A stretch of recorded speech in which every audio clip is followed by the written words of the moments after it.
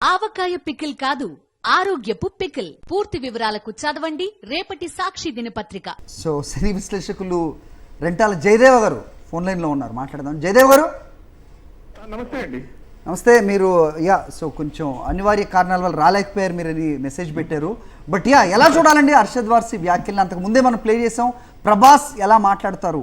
So ఆయన senior యాక్టర్ల గురించైనా లేదంటే సూపర్ స్టార్ విషయమైనా ప్రస్తుతం అర్షద్ వార్సి చేసిన వ్యాఖ్యలు ప్రభాస్ ఫ్యాన్స్ని ఆగ్రహానికి గురి చేస్తున్నాయి.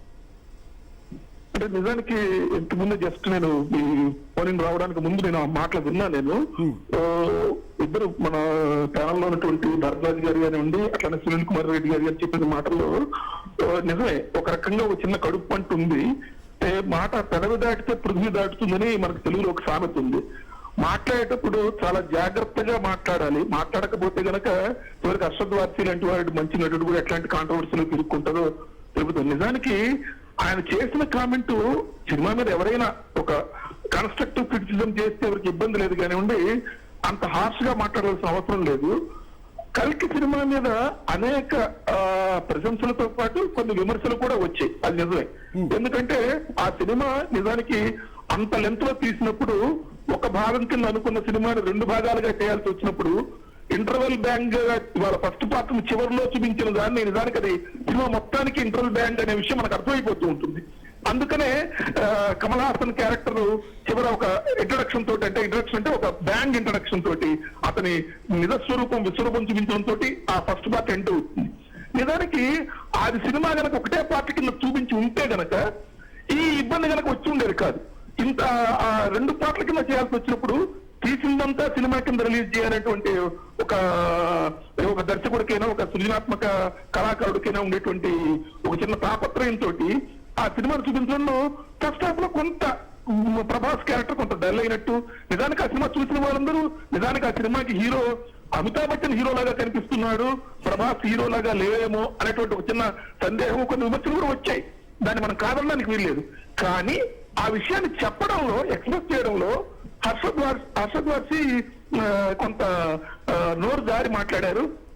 నోరు జారి చెప్పిన విషయం ఇప్పుడు ప్రధానంగా వివాదాస్పదం అవుతుంది అనుకోవచ్చు. సునీల్ కుమార్ రెడ్డి గారు అన్నట్టుగా choosing words is very important when you deliver that.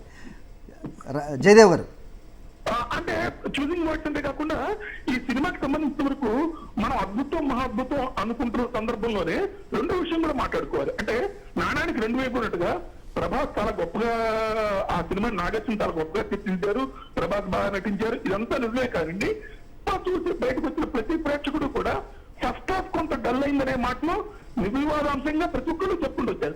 Second half లో చాలా బాగా వచ్చింది.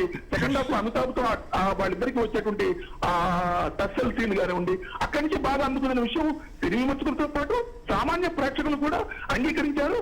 కానీ ఆ విమర్శలకి లేకపోతే దానికి అతీతంగా కొంత బాక్స్ ఆఫీస్ రిజల్ట్ వచ్చేసిన తర్వాత ఒక 50 రోజులు సినిమా ఆడింది, ఒక కొన్ని 100 కోట్లు వచ్చిన తర్వాత దాని మీద ఆయన ఇవాళ కొత్తగా చెబుతున్నట్టుగా మాట్లాడడం అనేది అర్షద్ వార్సి కొంత విచిత్రంగా ఉంది. నిజంగానే ఇప్పుడు ఈ నార్త్ సౌత్ టస్సల్ అనేది ఇవాళ కాదండి, ఒక రకంగా చెప్పాలంటే భూమి పుట్టినప్పటి నుంచి ఉన్నదే. అది సినిమాల్లో కావచ్చు, రాజకీయాల్లో కావచ్చు, సాహిత్యంలో కావచ్చు, ప్రతి చోట ఆ నార్త్ సౌత్ వివక్ష అనేది ఎప్పుడు కనపడుతూ ఉంటుంది. అది రాజకీయాల్లో నిధుల పంపిణీ దగ్గర నుంచి సినిమాల్లో బాక్స్ ఆఫీస్ రిజల్ట్స్ వరకు, బాక్స్ ఆఫీస్ లో వస్తున్నటువంటి వసూళ్ల వరకు అన్ని చోట్ల మనకు కనిపిస్తుంది. ప్రత్యక్షంగా ఇప్పుడు అర్షద్ వార్సి మాటలు అందుకు ఉదాహరణ. రైట్ జయదేవ్ గారు, థ్యాంక్స్ అండి ఫోన్ లైన్లోకి వచ్చినందుకు. మీరు